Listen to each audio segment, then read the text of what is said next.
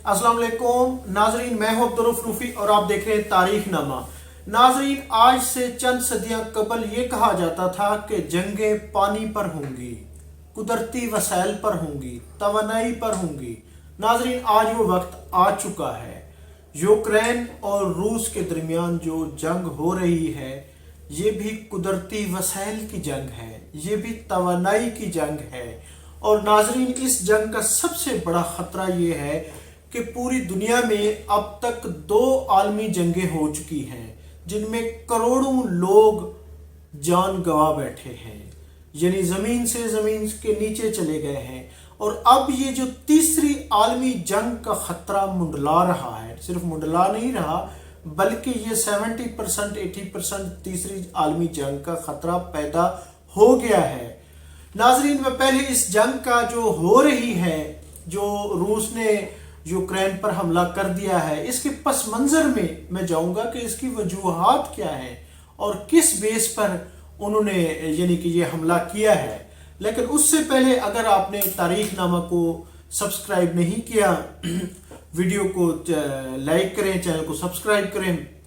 नाजरीन, 1991 में, बल्कि उससे पहले यूक्रेन रूस का हिस्सा था। 1991 में ये अलग मुल्क बना। और अगर इससे बैक पे चले जाए तो ये बेसिकली ये कोल्ड वार की कहानी है। वहाँ से मुख्तलिफ गिरोह, मुतहारिब गिरोह जो एक दूसरे के साथ लड़ते थे, जिसकी बेस पे और उसमें उनकी बैक पर अमेरिका उस वक्त मौजूद था, जिसकी वजह से उस वक्त रूस से तकरीबन उसके 7 से 9 टुकड़े हो गए, जिनमें ये यूक्रेन भी शामिल था। यानी इसकी कुछ और वजूहात थी, लेकिन बेसिकली वही महाजराई थी, वही अबतरी थी। लोगों ने अलहदगी के लिए वहाँ पे यानी कि जंग लड़ी थी। तो उसके बाद जब ये यूक्रेन अलग हो गया तो रूस को ये खदशा था, क्योंकि यूक्रेन का ये जो खित्ता है, यहाँ पे कुदरती वसाइल और ख़ास तौर पे नेचुरल गैस के वसी पैमाने पर ज़ख़ायर मौजूद है। और रूस को खदशा ये था कि ये इलाका हमेशा उसका अलाई रहेगा, उसके साथ एक अच्छा हमसाया बनेगा। लेकिन अगर आप नक्शे पर यूक्रेन का नक्शा देखें तो उसके 3 अतराफ में यूरोप है, और यूरोप को ख़ास तौर पे अमेरिका को इस चीज़ का पता था कि ये है कि यहाँ से गैस के ज़ख़ायर हैं, यहाँ पे दुनिया की सस्ती तरीन गैस यहाँ से हमें मिल सकती है। तो यूरोप ने जहाँ वो रूस से गैस लेते थे, गैस के ज़ख़ायर से वो फ़ायदा उठाते थे, वहाँ उन्होंने यूक्रेन से भी लेनी शुरू कर दी। और इस पर रशिया को इतराज़ था, उसकी कोशिश थी, बल्कि उनकी ये थी कि ये हम दोबारा इस पर कब्ज़ा कर लें, तो ये दोबारा हमारे पास आ जाए। तो इस सिलसिले में 2004 से ही ये मुहाजराई शुरू हुई। मैं इसके बैकग्राउंड पे जा रहा हूँ। तो उस वक्त इसको मामूली पैमाने पे इनकी झड़पें होती रहती थीं और छोटे छोटे कन्फ्लिक्ट्स होते रहते थे। फिर रूस ने 2014 में यूक्रेन का बल्कि एक हिस्सा था, एक इलाका जिसको आज क्रीमिया कहा जाता है, उस पर कब्जा कर लिया, हमला करके उसको अलग करा लिया, उस पर कब्जा कर लिया। आज वो रूस का हिस्सा है। और फिर उसके बल्कि उस मौके पर भी यानी वो यूक्रेन चाहता था कि वो यूरोपीय यूनियन का हिस्सा बन जाए, बल्कि 2013 में एक मौके पर वो ऐलान भी करने जा रहे थे कि हम यूक्रेन यूरोपीय यूनियन का हिस्सा बन जाएगा। वो ऐलान से पहले ही रशिया ने दबाव डालकर वो उनकी ये कोशिश नाकाम बना दी थी।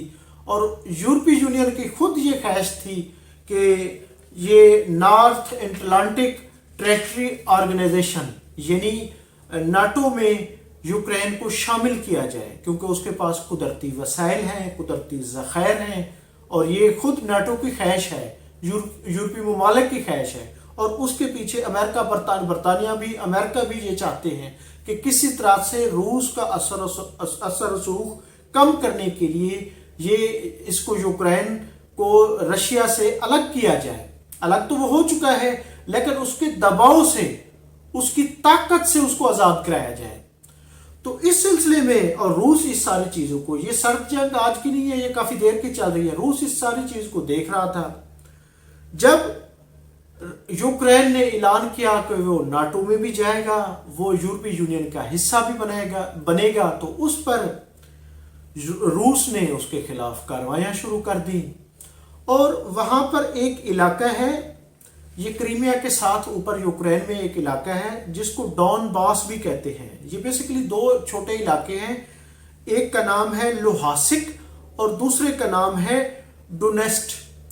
یہ دو علاقے، یہاں پہ جو لوگ رہتے ہیں وہ بھی زیادہ تر رشین ہی ہیں، یعنی روسی اس سے ہی ہے، ارینا سے ہی، روس کے علاقوں سے ہی وہ تعلق رکھتے ہیں۔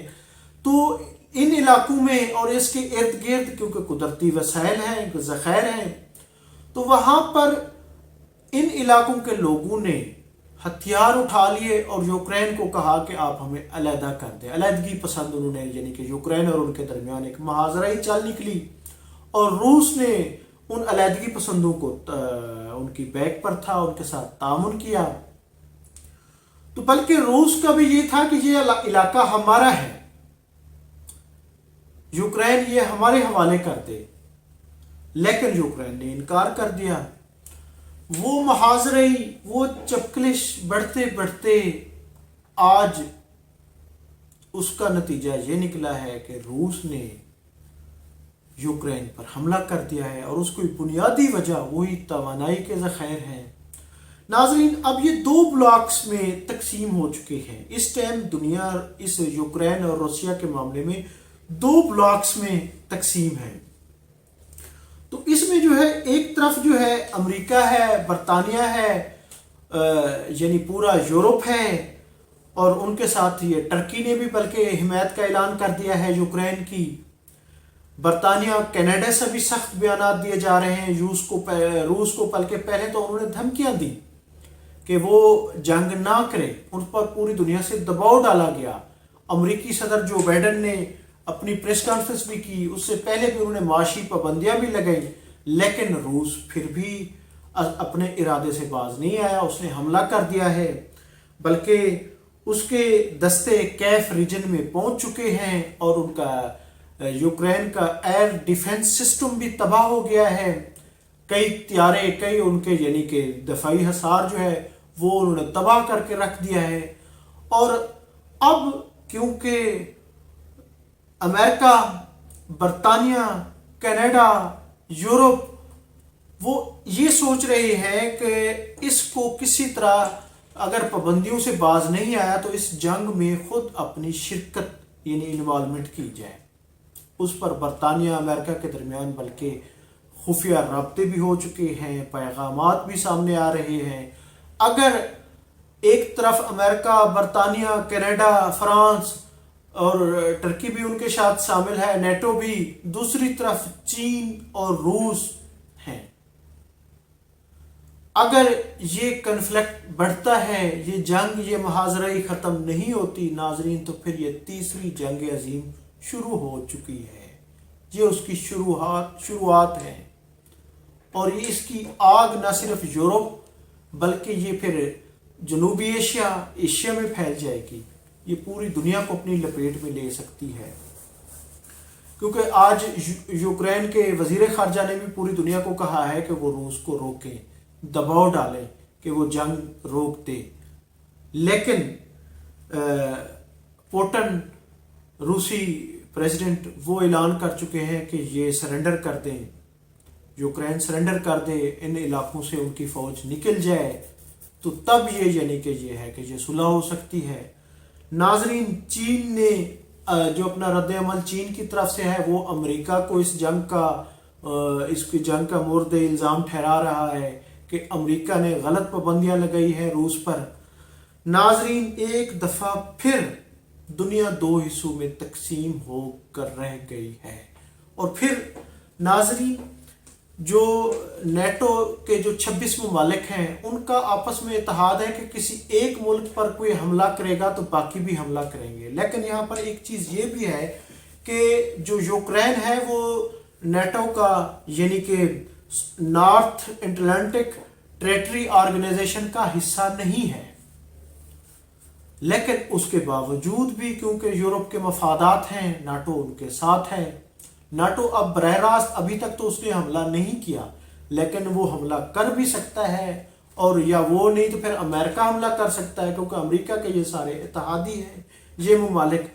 ناظرین، دوسری جنگ عظیم بھی اسی طرح شروع ہوئی تھی۔ ایک طرف امریکہ، اس وقت برطانیہ، آج کا یہ روس، یہ تھے، اور دوسری فرانس بھی ان کے ساتھ تھا، دوسری طرف جاپان اور جرمنی تھے، اور کروڑوں لوگ 1939 سے لے کر 1945 تک کروڑوں لوگ لقمہ اجل بن گئے تھے۔ اور آج ناظرین 2022 میں ایک طرف چین، ایک طرف روس اور ان کے اتحادی، اور دوسری طرف امریکہ، برطانیہ، ناٹو، یہ لوگ ہیں، یہ ممالک ہیں۔ تو دنیا جنگ کی دہائی پر ہے، اور اس وقت روس پوری دنیا کا دباؤ مسترد کر چکا ہے ناظرین، اور اس جنگ کے نتیجے میں اس وقت پوری دنیا مہنگائی کی لپیٹ میں آ رہی ہے۔ ڈالر کے ریٹ بڑھ گئے ہیں، برطانوی کروڈ آئل کے بھی اس وقت 100 سے بلکہ 105 سے بھی ریٹ اوپر چلے گئے ہیں، امریکی ڈالر بھی جو ہے وہ بھی اس کے ریٹ بھی بڑھ گئے ہیں، پھر سونے کے ریٹس بڑھ گئے ہیں، پھر گندم کے ریٹس بڑھ گئے ہیں۔ ناظرین، بھوک، افلاس، یہ اس وقت دوبارہ دنیا پہ دستک دے رہی ہے، اور اس جنگ کے ناظرین جو یوکرین اور اس کے درمیان جو جنگ، یہ کیونکہ 2014 میں بھی اس کی یہ ہوئی تھی، جھڑپیں ہوئی تھیں، اور درمیان میں بھی وقتاً فوقتاً یہ جھڑپیں ہوتی رہی ہیں۔ تو ناظرین، اس جنگ کے نتیجے میں اب تک تقریباً 1.5 لاکھ لوگ بے گھر ہو چکے ہیں، جو محاذرہ آج سے نہیں، لوگ اس جنگ کو آج دیکھ رہے ہیں، جو کئی اشروں سے شروع ہے۔ 1.5 لاکھ لوگ یوکرین اور روس کی اس محاذرائی میں بے گھر ہو گئے ہیں۔ اس کے بعد تقریباً 14,000 سویلین مارے جا چکے ہیں، تقریباً 41,000 یوکرینی جو ہیں، اور پھر اس میں تقریباً 4,000 ان کے فوجی بھی شامل ہیں، وہ بھی مارے جا چکے ہیں۔ اسی طرح علیحدگی پسند بھی 4600 مارے جا چکے ہیں، جو رشیا کے ساتھ ہیں۔ ناظرین، یہ صورتحال یقیناً تشویشناک ہے، اور پھر امریکہ، اس کو جو بائیڈن نے اپنی پہلی پریس کانفرنس کی تھی، بلکہ اس نے 4 وجوہات بتائی تھی رشیا پہ ایلیگیشن۔ ایک تو انہوں نے الیکشن کے حوالے سے کہا تھا کہ رشیا نے، روس نے ہمارے الیکشن پر اثر انداز ہوا تھا، الیکشن میں جو دھاندلی ہوئی اور روس کی وجہ سے ہوئی، روس ہمارے ملک میں سازشیں کرتا ہے۔ اور اسی طرح پھر افغانستان میں طالبان کی مدد کا الزام بھی امریکہ کی جانب سے روس پر لگایا گیا ہے، اور پھر یوکرین پر جو قبضہ ہے، اس پر بھی امریکہ کی طرف سے ہمیشہ کہا گیا ہے کہ یہ روس جو ہے اس پر قبضہ کرنا چاہتا ہے، اور صرف وسائل کی وجہ سے۔ ناظرین، یہ یوکرین اور روس کے درمیان ہونے والے کنفلکٹس کا اس کا سارا لب لباب آپ کے سامنے میں نے پیش کیا ہے۔ دعا کریں کہ یہ دنیا جنگ و جدل سے تھم جائے، جنگ و جدل کیونکہ تباہی ہے، غربت ہے، افلاس ہے، اس سے بھوک جنم لیتی ہے، اس سے لاکھوں نہیں کروڑوں لوگ مارے جاتے ہیں۔ دنیا میں سب سے زیادہ لوگ ان 2 جنگ عظیم میں ہوئے تھے، مارے گئے تھے، یا بیماری سے مارے جاتے ہیں، جیسے اب کرونا سے 50 لاکھ سے بھی زیادہ لوگ مارے جا چکے ہیں پوری دنیا میں، یا پھر کروڑوں لوگ ان 2 جنگ عظیم میں مارے گئے تھے۔ اور آج تیسری عالمی جنگ شروع ہونے جا رہی ہے، بلکہ شروع ہو گئی ہے۔ اگر اس میں امریکہ کود پڑتا ہے اور ادھر سے چائنا اور اس کے اتحادی اس میں شامل ہوتے ہیں، تو یہ پھر تیسری عالمی جنگ کا آغاز ہے، جو آج پوری دنیا کے اس پر دہلیز پر دستک دے رہی ہے۔ اور پھر اس میں پاکستان کس سائیڈ پر ہوگا، یہ ابھی ہم نے فیصلہ کرنا ہے کہ ہم کس کا ساتھ دیں گے۔ ویسے اس میں پاکستان کو جو ہے امن کا ساتھ دینا چاہیے۔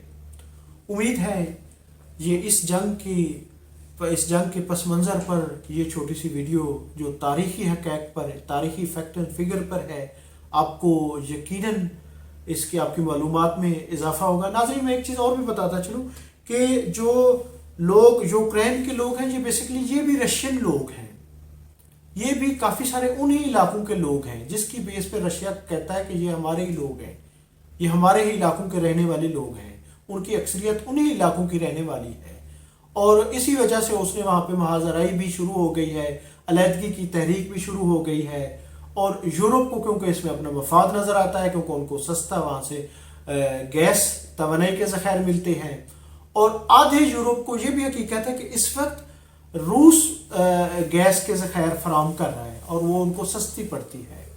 ناظرین، یہ جنگ بیسیکلی توانائی کی جنگ ہے، جیسے کہا جاتا تھا کہ پانی پر جنگ ہوں گی، پانی توانائی کے ذخائر ان پر جنگیں ہوں گی، تو وہ وقت آ چکا ہے۔ بہت شکریہ، تھینک یو، اللہ حافظ۔